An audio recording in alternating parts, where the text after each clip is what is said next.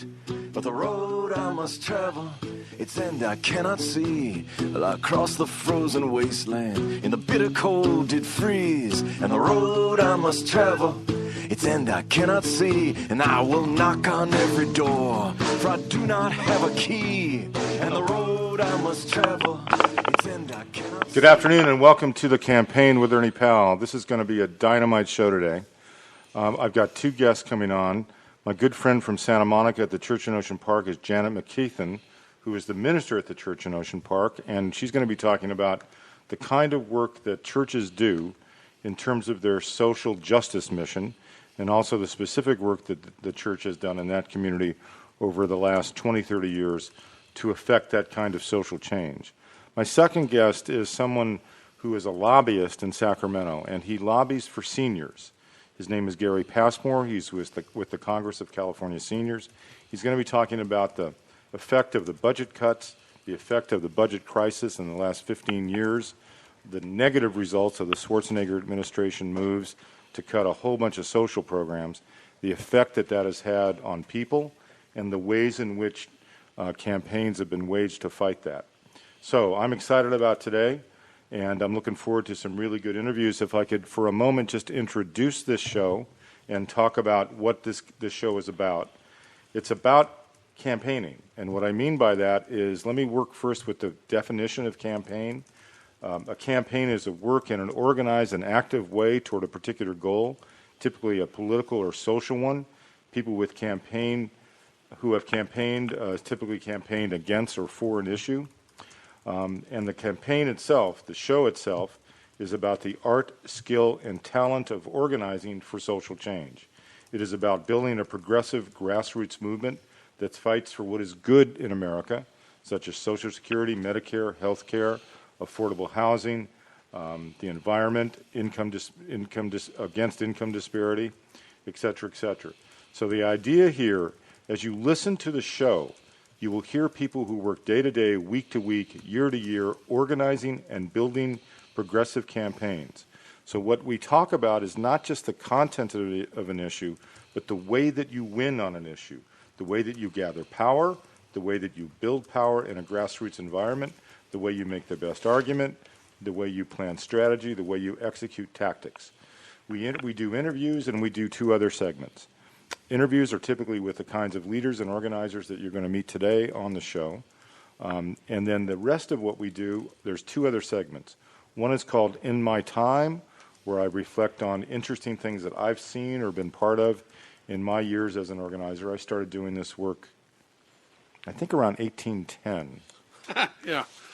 No, I started doing this work when I fought Eisenhower High School in the 60s because they wouldn't let us wear T-shirts in the summer. But I got formally into it when I started with the farm workers movement in 1968 and worked for Cesar Chavez and the Great Boycott back in those years, and then went on and on and on. So one segment of the show is called In My Time, and the other segment of the show that we do is called Yesterday, Today, and Tomorrow. Yesterday, Today, and Tomorrow talks about what we saw yesterday, what do we learn for today, and how do we move towards tomorrow. And we'll be having guests on the show. For example, someone many of us know here in L.A. County. We'll be talking soon to Marv Schachter, who actually knew Eleanor Roosevelt. We'll be talking to people who were part of the civil rights movement. In fact, we interviewed for the first show Heather Booth, who was active in the Mississippi Freedom Rides, and others. So yesterday, today, and tomorrow is how we learn from history, what we do with it today, and how it helps us for tomorrow. Now, I'm really excited about having our first guest on. And typically when you think about community organizing and you think about social change, you don't really think about church. But the kind of church that Reverend McKeithen does, or organizes, or manages, or works with, is a much different church. And it's called the Church in Ocean Park. It comes from the traditional Methodist background. But Janet is there, and she's doing some great work. And we're going to talk to her in just a second about that work. But let me give you her background. She became the minister at the Church in Ocean Park on July 1st, 2005. She's been the executive director of the Sierra Service Project for 3 years, where each week she worked with 50 to 100 high school kids who would arrive in the Owens Valley to help make the homes of Native Americans more comfortable. She worked in installing sheetrock or re-roofing and just the work of making that a better community. She's been the Immigration and Refugee Coordinator of CalPAC Conference. She's the creator of the Free Clinic and Maternal Health Care and Academic Support Center in Shandon, which is in rural California. She was prenatal substance abuse specialist in Inyo, and she was a substitute high school teacher and the president of MFSA, and I'm sure she'll tell us what that is. She served for 7 years as a member of the Special Needs District Attorney Council with a school district. She has served on the Human Relations Council. She's president of the West Side Interfaith Coalition and is the liaison to the Gay Straight Alliance of Santa Monica High School, and she's a founding member of the Committee for Social Justice. She's a bright strategist, a hard worker, and a great leader, and I welcome to our show Reverend Janet McKeithen. Janet? Thank you so much, Ernie. I'm glad to be here. I'm honored to be on your show. So let's cut to the chase. I want to do that by reflecting a little bit about the church in Ocean Park. You know, I worked there from 1973 to 1977, and on my first day at the church in Ocean Park, I walked first into the sanctuary, then upstairs to the offices, and in the sanctuary was a rock band. In the back of the church was a legal counseling center for low-income residents of Venice and Ocean Park, and out in the back was the children's place, and it was the most. And then the minister himself was a guy that had hair down to his shoulders, Reverend Jim Kahn, who you know has been my mentor for years, and of course our good friend to all of Los Angeles, if not the nation, as a leader in this kind of stuff. So my first day at the church in Ocean Park, when I started back in '73, told me that this experiment was quite profound. Tell us about the church in Ocean Park. Well, first of all, I am indebted to Reverend Jim Kahn. He created this new way of doing church and really new way of doing community. It consists of a bunch of people who had not set foot in any other church or many in any religious establishment at all. And we're an interfaith community, which means some people get mixed up between interfaith and ecumenical. Interfaith means all kinds of faith traditions are practiced by the people who come in there, and some folks are atheists, some folks are Buddhists, some folks are Hindu, some are Muslim, some are there's a few Christians, and many are Jewish. But they don't. Many of them have some overlap in their religious faith traditions, and they don't feel comfortable in another setting, and they do feel comfortable hearing about other people's faith and what makes them want to make change in the community. Because what the church in Ocean Park is actually about is making positive change in the community and in the world. That's its ultimate goal. It isn't about anything else. Whatever you believe, that's what brought you there, and that's what we're going to find out, and that's what we're going to learn from.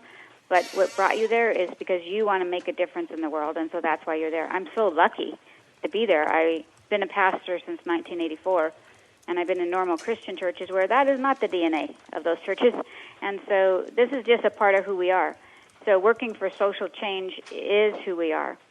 And we're really lucky because the religious holidays or holy days that come, we celebrate all of them.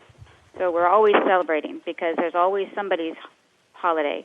And we learn about holy days from other people, and the majority of people today are not involved in any religious institution, and matter of fact, would not want to be in a church. And so it's interesting, given how most religious institutions function and that their basic interest is in converting you to their set of beliefs, what would make somebody who doesn't want to go to church, never been to church, doesn't believe in anything like that, want to go and be changed in what they believe? I don't think people function that way. It seems really one-sided. One of my favorite professors at the School of Theology at Claremont, John Cobb, wrote in one of his books that a Christian is someone who listens so deeply that they may come away from that conversation no longer being a Christian.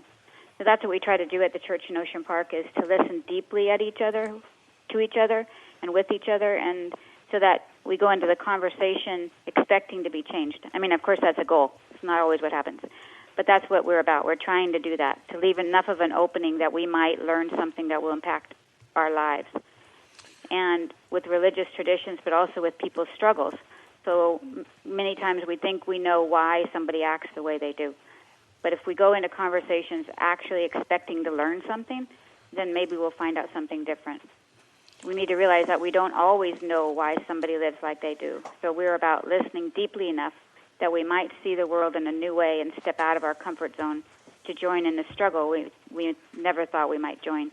So that's who the church in Ocean Park is. What we're totally, there's no guilt at our church. Sometimes you come, sometimes you don't, but people are involved in all kinds of social justice issues. And we do gather on Sunday, and it is interfaith. So that's something about who we are. But the other thing that I found interesting, and I've known each other for a number of years, and as I said, I go back many, many generations to the early days when Reverend Kahn was there, is it is also the center of strategic planning for a lot of different movements. I've seen seen it be the center for the women's movement, the feminist movement.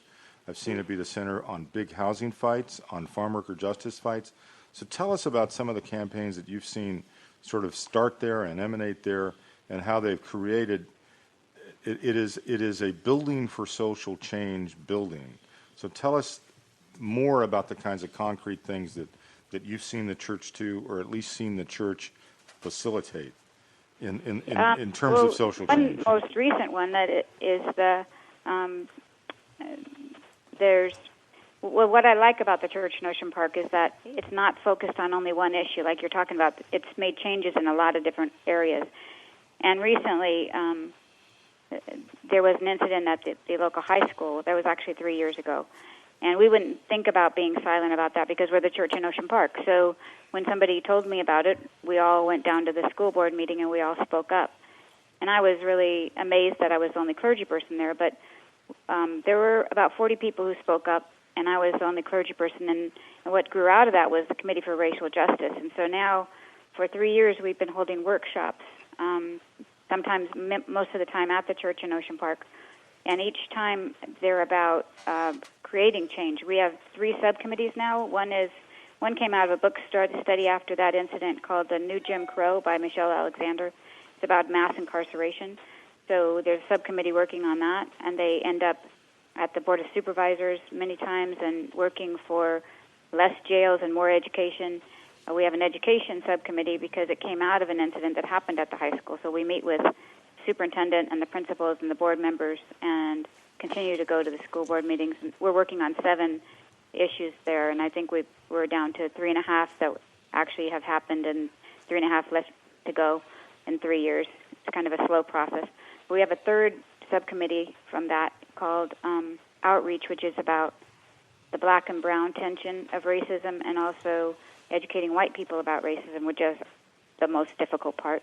So that is just one group that is springing out of the church at the moment.